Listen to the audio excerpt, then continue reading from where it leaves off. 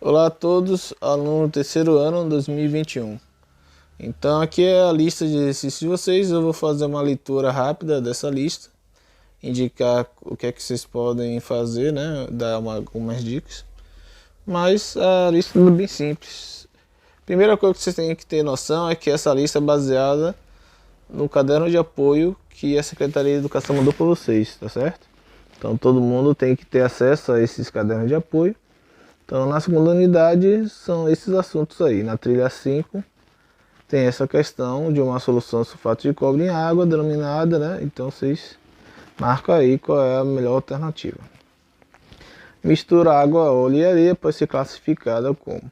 Primeiramente, vocês têm que entender se é homogênea ou heterogênea e ter noção do que é monofásica, trifásica, difásica e ali também tem trifásica, né? Então vocês vão ver. Se não for nenhuma dessas aí é NDA, que é nenhuma das alternativas. A se colocar algumas gramas de NaCl, chegou-se ao limite de solubilidade. Então durante a aula eu comentei sobre o que é uma solução saturada, supersaturada, saturada e o que é um corpo de fundo. Então com isso vocês podem ter uma noção, né, de qual é a resposta disso daí. Ao se colocar sacarose na água, a solubilidade da água é muito maior do que diversos sais encontrados. Essa questão está relacionada com o que eu falei sobre alguns sais serem solúveis e outros sais não serem solúveis na água. Então, vocês, através daquela aula e através de algumas leituras, vocês conseguem achar, né, a resposta disso.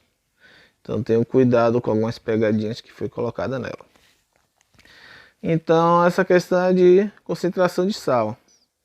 Então, concentração, você vai dividir a massa do soluto pelo volume do solvente. Lembrando que aí, no caso, a massa está em grama, você tem que transformar em quilograma. E o volume está em mililitros, você tem que transformar em litros. Então, você vai ter que multiplicar ou dividir por 1000 para achar isso. Mas vai ter até uma coisa interessante. Vocês vão ver, né? Quem for fazer da forma adequada ou da forma inadequada, vai ter uma coisa bem interessante nessa questão. A trilha 6 tem aqui sobre termoquímica, assuntos que a gente vai iniciar a partir da semana que vem. Então vai trabalhar sobre endotérmica e exotérmica. O básico que vocês têm que sair sabendo o que é exotérmica e o que é endotérmica, né? O que é calor também, né?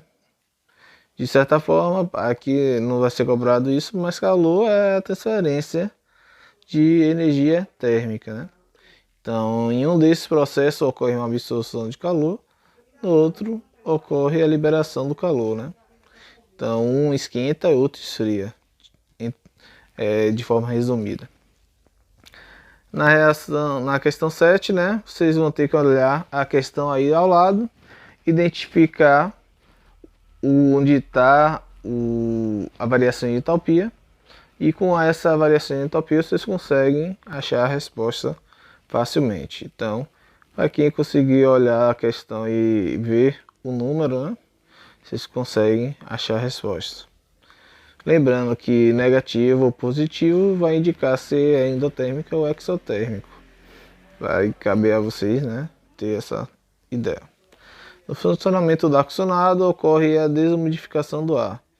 Então, esse processo de transformar o vapor em líquido é o que? Então, vocês vão ter que dar uma lida e ver qual é a resposta.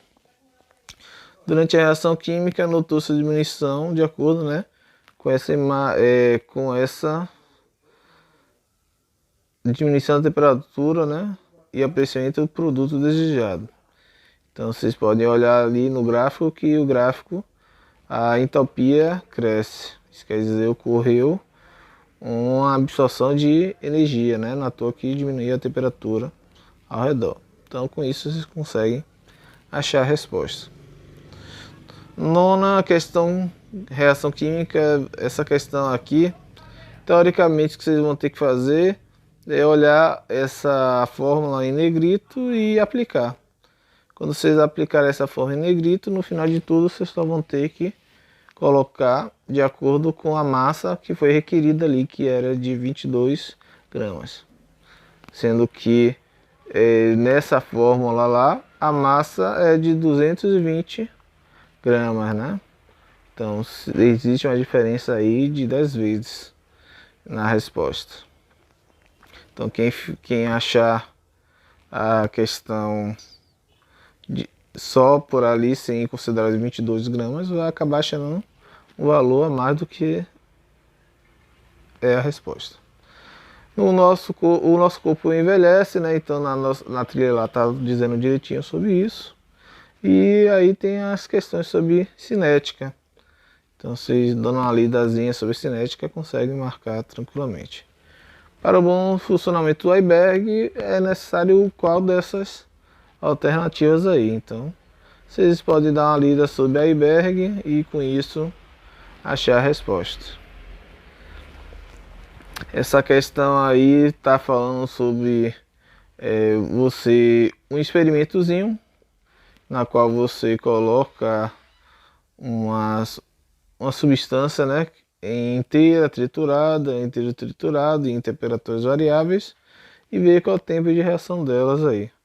Com isso, olhando essa tabelinha aqui, vocês conseguem marcar as melhores alternativas. Questão 13 é sobre catalisadores, né? Então, vocês dando uma lidazinha básica sobre catalisadores, acha rapidinho a resposta. É só dar uma lidinha rapidinho, o que é um catalisador, que praticamente ali já é bem simples essa questão. Essa questão não é nem um pouquinho trabalhosa, então vocês praticamente vão ter que utilizar densidade, vão ter que usar cálculo de entropia, vai ter que achar quanto cada um, né, vai liberar de CO2 e lá vai. Então vocês vão ter que parar para olhar essa questão com mais calma. E a questão, né, que vocês vão ter que calcular o CO2 vai ser nessa de baixo aí.